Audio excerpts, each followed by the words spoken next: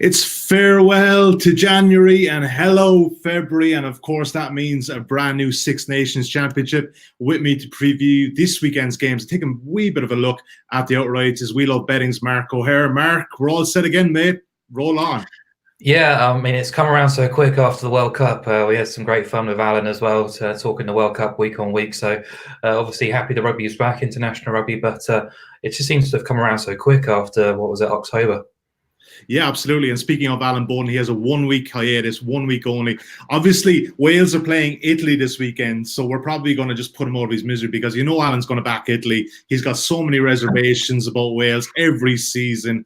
But yeah, so he'll be back next week for the next 4 weeks, and we will get going from there. Right, Mark, let's have a look at the outright because I know it's kind of pretty tricky coming back. It's not even been that long since the World Cup. And, you know, we look into this with 4 brand new coaches, a whole lot of questions, even squad selections are a bit kind of up in the air. Current outright prices you can see on screen if you're watching us now live on Facebook, Twitter, and YouTube. Please do get in touch, by the way, with your questions or any thoughts yourself. General prices here, England at 1.89. No surprise there to see the English favourites here. Ireland at 5.1. France 7.0. Wales 7.5 and Scotland 41. And let's start with France there, Mark, because Wales, Grand Slam champions, brand new coach, as we kind of alluded to earlier, but they're 4th favourites. France are even ahead of them in the betting. 19 uncapped players in this 43-man squad for France. I think people are getting a bit carried away from this French team when we haven't really seen them play yet. Yeah, I think you're right there, Sully. 20-1, I think they were after the World Cup. So punters are obviously loving them. To be fair, you know, before I do kind of kick the boot into them, huge respect really to what they're doing there. Fabien Galtier is a well-respected coach. I really love the appointments of Sean Edwards and Rafael Ibanez as well. By all accounts, you're hearing they've been kind of revolutionary off the field really in terms of the management structure, much more planning, even the relationships with the top 14 clubs. They're all kind of trying to work together as one, which has not often been the case for French rugby in the last decade or two. But as you say, it's a very young team. They're very much treating this as a 4-year plan rather than a 1-year opportunity to win the Six Nations. You look at the players who they've missed out of the squad: Medard, Huget, Lopez, Machinot. So much quality running through that squad, or even not in the squad. But the average age of the squad is only 24. The oldest fly half is 21. So huge investment, huge pressure on these young shoulders. I know there's only 2 new caps for the game on Sunday, but you know, I think you're betting on potential here rather than a potential for the next couple of years rather than the potential for this tournament. I think it's going to be very difficult for them to basically play above those odds of 7-1, 6-1 at the moment, which it's not really for me. And like you said it, Mark, you know, credit where it's due, because I just thought even bringing in back in the likes of like Cami Lopez and potentially Morgan Parra and a few guys, you just kind of know that they're past their sell-by date at international level. And you look at that backline on Sunday, which we will get to in a while. There's so much potential there, and it's great to see. Outright market-wise, Mark, it's tough enough, isn't it? I mean, look, even the Grand Slam market, which you can see on screen right now, no winner at 2.1 seems to be kind of a popular consensus. But people are kind of happy enough that England may slip up somewhere. But what do you think? I mean, we'll get to England again in a while. Eddie Jones with his selections again, especially in the back row. He is some man to throw a curveball, and it's just so hard to get a feel of what he's going to do next. Yeah, I mean, Eddie Jones, where do you start really? He's been out kind of chucking a few comments around again this week, really saying he's going to bring absolute brutal physicality to the French team. He wants England to be the best team the world has ever seen, really. And I think they are fair favourites. And I think I said to you guys in the WhatsApp group last week that I did expect England to be shorter in the outright markets than around 1.88 to win it. The Grand Slam, obviously, a bit bigger if you want to go that route. Yeah. The most settled squad, coaching setup. There's been a couple of changes there in the back room, but strength and depth, arguably the best schedule, because we'll talk about the game on Sunday. But I think there's a fair argument to say that playing France up first after all these changes is probably ideal. There's only a couple of areas of weakness. I know Billy Vunipola is a big, massive weakness, a big hole at that number 8. He hasn't picked a specialist 8 in the squad, but you know, no player made more test carries or made more meters in 2019 than Billy Vunipola. And also, I think the kind of insistence of playing Youngs and Heinz at 9 doesn't really inspire a lot of confidence to me, really. But they are a team where, you know, you look what they did last year, and I guess the heights that they can reach, which they showed in that World Cup semi-final, eclipse anything else in the competition. So I think when I was going through these figures and the numbers coming into this conversation, I thought England were closer to be about 1.7 shots. So I think if you can get near to 1.9, I think that's fair enough. Well, look, this is a terrific segue into Sunday's game. It's the only place we can start this weekend. France and England in the Parc de France, or Stade de France even. Nigel Owens is the referee. Obviously, we're recording early on Friday afternoon. We haven't got an idea of a total. But what I will say, Mark, is that we have seen a lot of money for France all week at Matchbook. This line was 5.5, 6, a bit of a look-ahead line with a few sports books. We're now looking at 3.5. There's a kind of a consensus 3 amongst the sports books also. And 2 new caps, 2 new starts. Bouthier, fullback for France. Mohamed Houdas at number 3, a tight end for France. Julien Marchand making his first start as well. I mean, you look at this French team and, you know, Eddie Jones makes this tone that they're going to start beating them up. And you can probably see why, because this front row especially is very inexperienced. The second row, Valemse and Bernard Leroux, both South African by birth, by the way. So I don't know what France are doing with their second rows. But then you look at the back row and Olivon, Francois Croix and Aldrit, and that looks pretty solid. And then you're just thinking that has to be the tactics for England, is to attack them up front and get the win here. Yeah, I think that's completely what they're going to try and do. I don't think he's beating around the bush in what he's saying. I think he's being absolutely spot on. He sees an opportunity, potentially a weakness there in the French camp where England's brutal physicality basically, you know, it beat the All Blacks up. So why is it not going to beat up a young French pack? So I think if they do bring their power game, which I think they're well capable of doing, I think England can sneak this game. Obviously, it is a bit of a banana skin. I know a lot of people are tipping up France to go and get a result here. They've got a decent record in the Stade de France against England over the last few years, but I don't know. I think on the evidence of what we have right now, I think England are very fair 3-point favourites to win this game. I still think there's a lot to prove in this French team, not just in terms of ball possession, ball retention, but also the discipline, because England's discipline was massively improved in 2019. It was one of my biggest bugbears really going into the World Cup, but they conceded the fewest penalties in the Six Nations last year. France conceded the most. England earned the most turnovers. France conceded the most. And you look at that back row of Curry, Underhill, Laws, throw in Sinclair, throw in Itoje as well. It's just a turnover machine there, the England team. So, I expect them to beat them up, really. It'll be a narrow game. Huge respect for what France are trying to do at the moment. But as I say earlier, I think their kind of mindset is a bit further down the road from Sunday, and I think that will be found out. Yeah, I think England are very much in the here and now. And let's just quickly talk about this English back row, because I'll be honest, I've watched far more Premiership rugby this year, and I've seen a few Harlequins games. Now, to be honest, they haven't been great. But there's been one guy who has shone each game, is Alex Donbrand at 8. And even just him, and then you've got Sam Simmons down at Exeter at 8. And, you know, how are these guys not even in the squad? And so there's a double-edged thing of this. Obviously, England are going with an unrecognised number 8 in their squad right now, but they also have so much depth to call on even later in the championship, push these guys in. And I think, just from the way I'm looking at this, obviously they looked at the World Cup final as South Africa kind of dominated them all touch.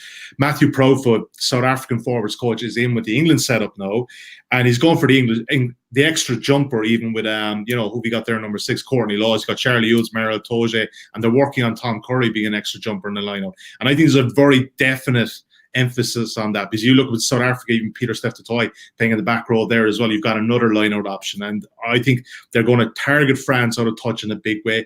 Valemse and Bernard Leroux, I mean, look, they're not bad players. One at Montpellier, one at Racing.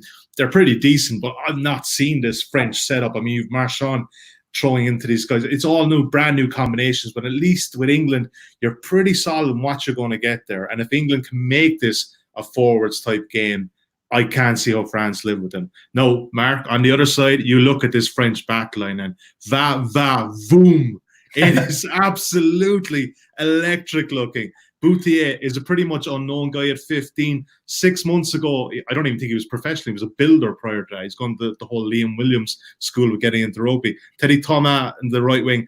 Probably one of the best players in the world right now for me is Vakatawa at 13. You Fico inside him, and Damien Pinot, who we know is just, he's murderous too. I mean, and I think that's why France are getting the support, by the way, that they really have picked this team with Dupont as well in Tamac at 10.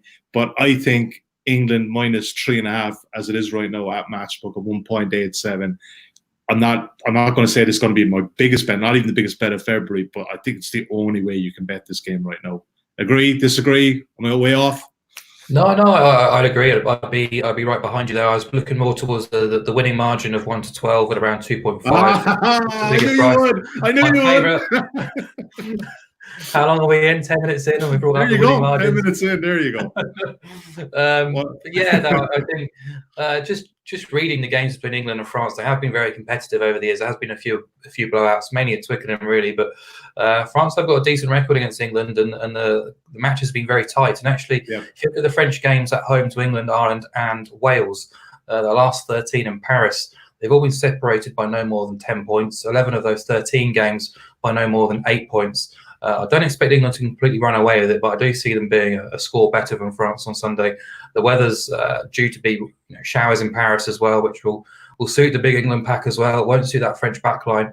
I just think that we've got more evidence really about England right now. I think there's a lot. The jury's really out on that French pack at the moment, and I think if they can get that ball out to the backline, fantastic. It's going to be a great game, but I just think England are going to suffocate them a little bit. You put much into Sean Edwards, new French defence coach, that it could be a low-scoring game, Mark? Oh, I think he's a wonderful appointment, but I guess with all of this, it's kind of how long have they had on the training paddock to work on these ideas? It's a massive ask to go in, I think, in maybe 2 weeks max to influence a team who've been a ramshackle really for not just the last year or two, but the last decade. Yeah, and I think England are pretty used to playing that blitz defence too, so I'm not totally sure if it's going to be something that's absolutely going to startle them or surprise them. Okay, 1 to 12 for Mark on England. We're probably looking at about 2.62 at Matchbook at the moment. I'm going to take England minus 3.5. So never let it be said ever again that we are the anti-English podcast. That is dead in the water. We fancy them probably for the Six Nations as well. Right, let's move on to, of course, the big one for us, Mark.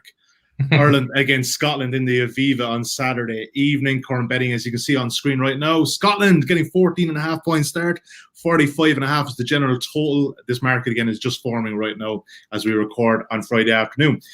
Got to start with Finn Russell. His impact in the market is at least 2 points from what I can see. Look ahead for this market was about 12.5. Can Scotland cover without him? Or could they even cover with him? That probably would be an even better question. I don't think so. I'm surprised the line is where it is. Scotland's away record is notoriously bad. 7 wins in 50 over the last 20 years. 5 of those came in Rome. Take Italy out and they've lost 37 of 40 since 2000. 23 of those defeats by at least 23 points. The record against the Tier 1 teams over the past 18 months is appalling as well. So I'm actually surprised that the line is where it is, really. I expected it to be a little bigger. Their defence is really flaky. They conceded 31 tries in the last 2 campaigns, an average of 25 points as well. And Ireland have lost just 1 Six Nations game in the last 5 years at home. I think England are the only team to beat them in the last 7 campaigns in Dublin. So, yeah, it's going to be difficult. Finn Russell obviously dominating the headlines. The issues there behind the scenes with Gregor Townsend that date back to the Twickenham days as well. Adam Hastings, I like him a lot. I think he's got a lot of progression in him, but I also like Ali Price actually at 9. I think he's an upgrade on Greg Laidlaw. Darcy Graham's a big miss in the backs. I know they've got plenty of really quality outside backs, but I really like Darcy Graham. Offers something a little bit different. A good finisher, lovely movement, nice balance as well. But yeah, I think it's going to be very difficult for them to cover. I think 7 of the last 8 have gone Ireland's way. 2 of the last 3 have gone by at least 20 points.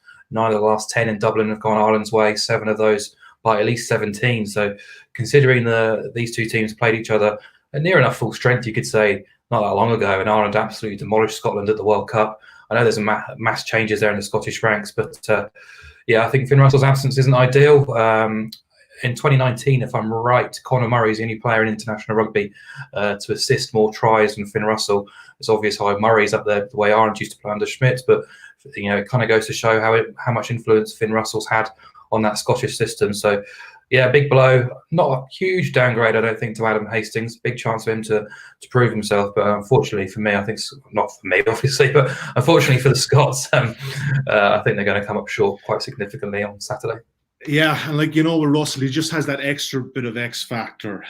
Even away from home, he just can bring something different. We've seen his form harassing in the past couple of weeks and months, and he's been absolutely electric. And if you just go to bed on time, Mark, these things wouldn't have happened. Allegedly, of course. But yeah, I think I'm kind of in a similar boat. Look, of course, with this Irish team, there are a hell of a lot of question marks now.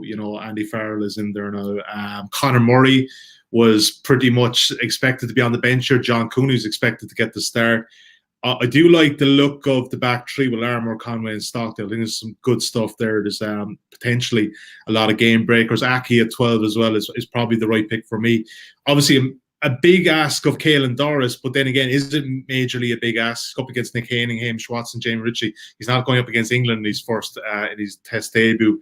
And Irish pack looks pretty strong. And even off the bench, you bring in Ronan Kelleher there, Dave Kilcoyne from Munster, both guys who've been in terrific form, who, definitely Kelleher, you could make the case that if he wasn't injured, he probably would have been starting this one. He's probably just lacking a bit of game time.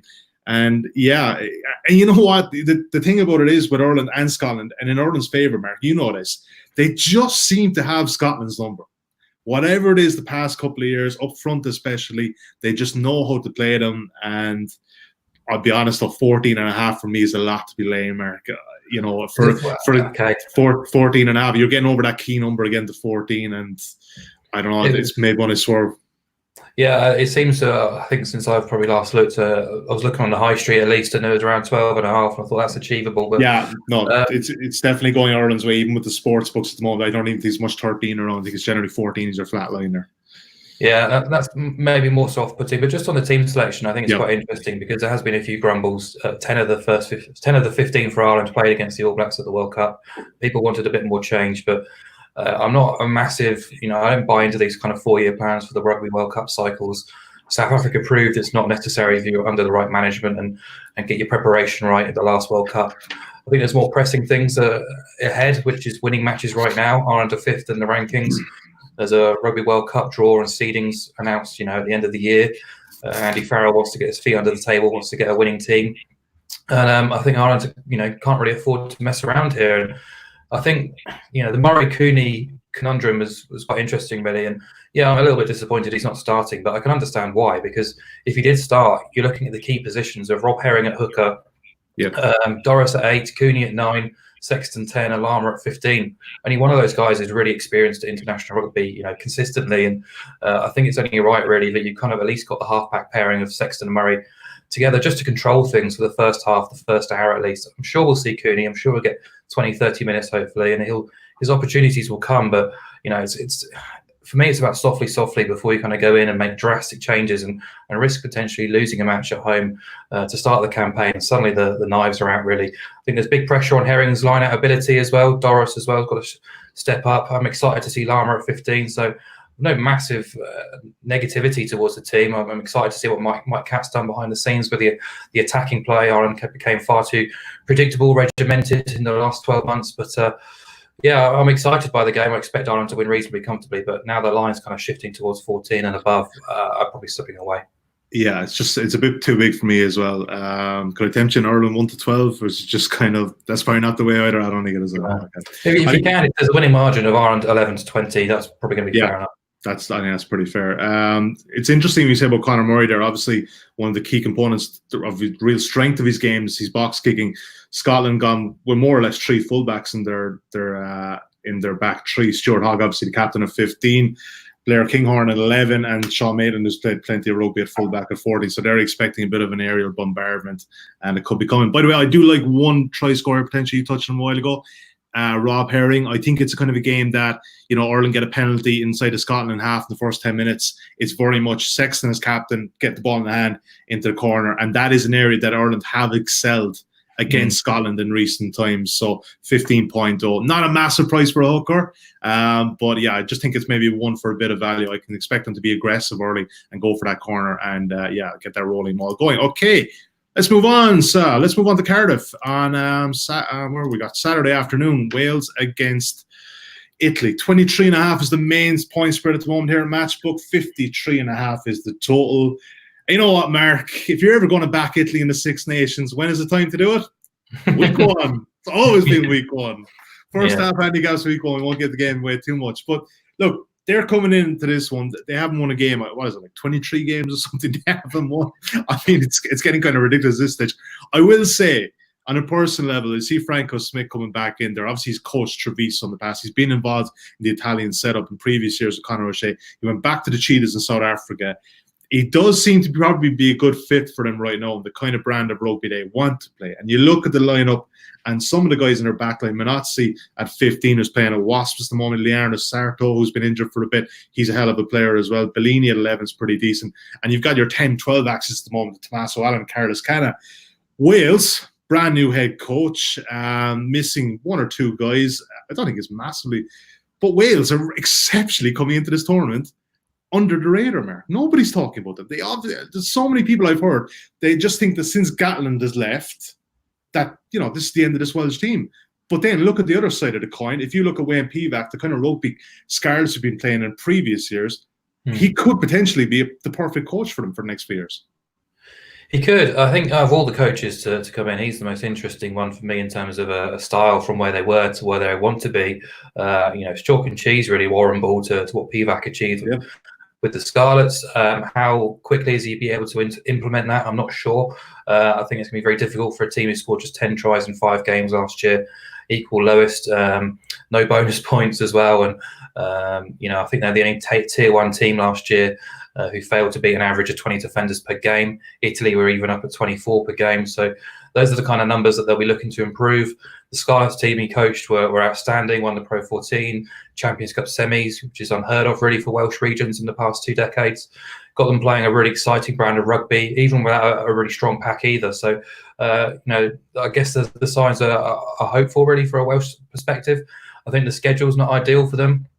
They've got to go to Dublin and Twickenham, which are always 2 difficult trips in the middle of the competition.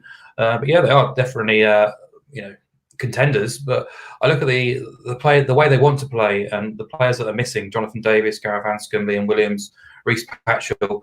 They're not exactly blessed now in the middle of the park. And for a team that wants to play lively, exciting, attacking rugby, you line up against Italy with bigger parks and North at 10, 12, 13. I know they've got McNichol and Adams out wide.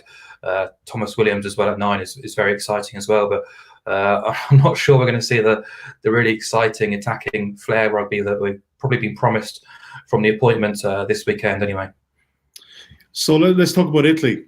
What are you seeing? What is like? I mean, I look at their back row especially, and I know there's these talks of Parise is going to come back in for the last game against England for his farewell. I think everyone's got an opinion over that, but yeah, you're shaking your head straight. I love that. Everyone's got their opinion about that, whether that's a good thing or a bad thing. But I look at that back row at the moment, and Bram Stein, Jake Pelledri, to be honest, you could make a case would probably be starting for England right now, and Sebastian Negri at 6. That is a pretty good back line that on most days could go up against even the most fearsome ones. On the other side of the coin, Faletau is back at 8. Justin Tippert's been in great form since he's come back from injury. And Aaron Wright at 6 Wales. I think there could be a massive battle on there. But what are you kind of sensing with Italy? Because we've looked in the last couple of years, and you really do want to kind of hope that they improve, and you really want to kind of get on the bandwagon that it's going well. And like even look, Treviso last year making the playoffs at the Pro 14. Zebra haven't been an absolute bus flush this year. But what are you thinking about them so far? Do you know what? I think they've been unlucky in the last couple of years. They have made improvements. There's no doubt about that under Conor O'Shea. The results don't say it, but in terms of possession, scoring tries, making line breaks, conceding fewer points, conceding fewer tries, etc., and so on, they are making progress, and they have made progress. Just unfortunately for them, the Six Nations rivals have also made progress, probably at a faster rate. And then you've got teams like Japan who are also making rapid progress as well. And it kind of puts Italy's own work to shame, really. So, you look at the wins that they got in 2019, they came against Canada, Namibia, and Russia. It's not really something to shout about. But you're right, they have got individual players coming through. Pelledri, Negri, Minozzi especially, really standout players. I'm really interested by their 15 actually this weekend, playing Canna and Allen at 10 and 12, the double playmaker pivot. I don't think defence is either of those two's best asset really. So as I said, look at the Welsh kind of 10, 12, 13 axis. Looks like brutal physicality to me, and if they do run down that channel, I do worry for Italy. But Yeah, I think their front five options have regressed a little bit in the last couple of years compared to probably where they were a decade ago. I like the appointment of Smith. I think he has a bit of continuity there. He's been in the Italian game for a long time, knows the system. They are investing in their academies. These players are starting to come through, but unfortunately for them, it's going to take a while to really be a bit, I guess, solid and consistent, especially away from home where they're normally pretty appalling. So, but as you say, it's their first game, first game away in Cardiff against a kind of new-look Wales team, you could say, and I think they've got an opportunity to try and keep things reasonably tight, at least for the first 40. So yeah, talk to me. First half handicap. We back in Italy? We're getting double digits in Italy. Happy to take it? Oh, absolutely. I think when I saw around 12 was available in Italy for a start in the first 40, I thought that's fantastic. I think Twickenham last year was the only game that they were behind by more than 10 points at half time. Yep. So I think they're well capable of staying within 12 of Wales. As I say, we can be promised all this fantastic flash rugby from Wales, but at the moment I'm not seeing a huge amount in that 15 to really kind of blow Italy away straight away, at least. I know they've got those flash finishers out wide, but I'd expect something pretty physical first half, and I think Italy can definitely stay with them for the first 40 at least.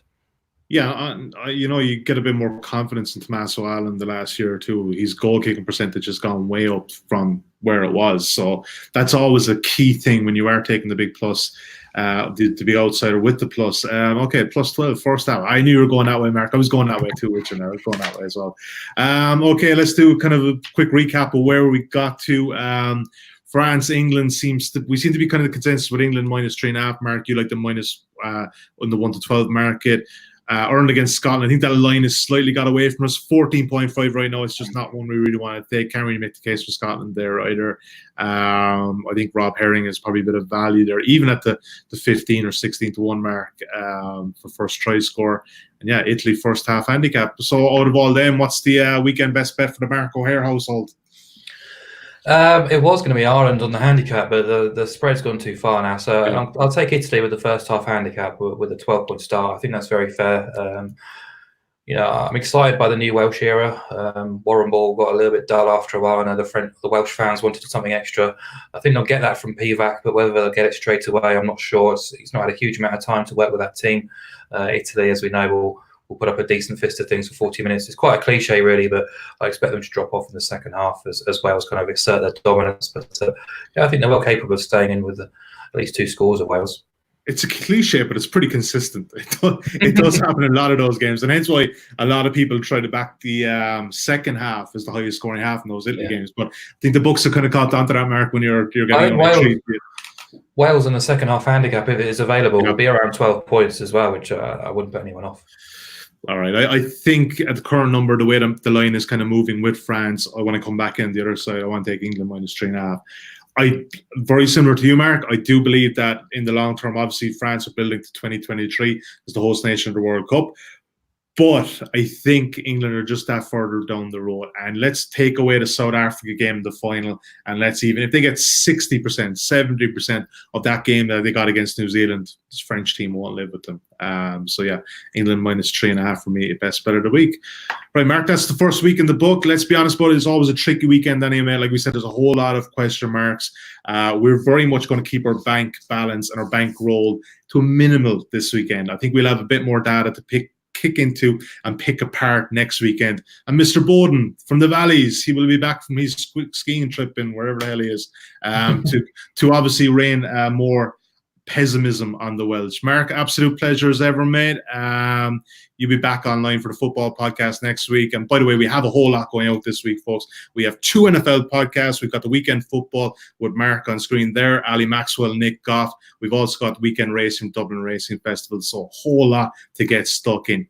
One of the best sporting weekends of the year, Mark. Agree? Has to be. Yeah, definitely. It's up there. It's well up there. Okay, best of luck with your Six Nations bets, guys. We'll be back again next Friday afternoon to bring you through match day 2. Enjoy.